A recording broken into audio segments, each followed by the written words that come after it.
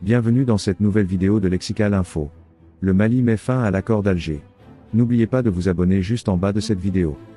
La junte au pouvoir au Mali a annoncé jeudi soir 25 janvier la fin avec effet immédiat, de l'important accord d'Alger signé en 2015 avec les groupes indépendantistes du nord du pays, longtemps considérés comme essentiels pour stabiliser le pays.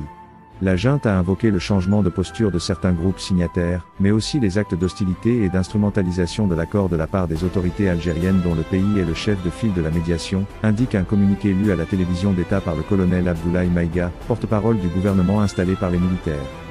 L'accord était déjà considéré comme moribond depuis la reprise en 2023 des hostilités entre l'armée malienne et les groupes indépendantistes à dominante Touareg du Nord, dans le sillage du retrait de la mission des Nations Unies, MINUSMA, poussé vers la sortie par la junte après 10 années de présence.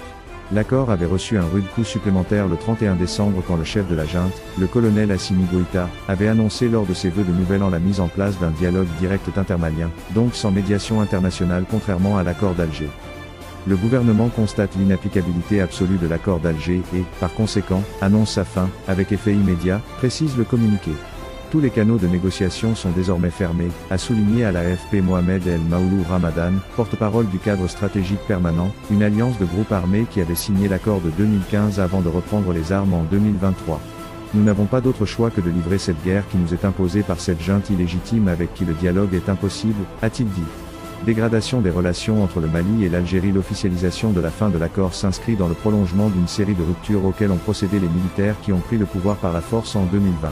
Ils ont rompu l'alliance ancienne avec la France et ses partenaires européens pour se tourner vers la Russie et ont fait partir la MINUSMA. Elle intervient dans un climat de profonde dégradation des relations entre le Mali et le grand voisin algérien, avec lequel Bamako partage des centaines de kilomètres de frontières.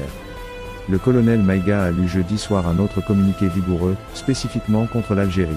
Le gouvernement constate avec une vive préoccupation une multiplication d'actes inamicaux, de cas d'hostilité et d'ingérence dans les affaires intérieures du Mali par les autorités algériennes, précise-t-il. Il dénonce une perception erronée des autorités algériennes. Merci pour votre aimable attention et n'oubliez pas d'activer la cloche de notification pour recevoir les prochaines informations.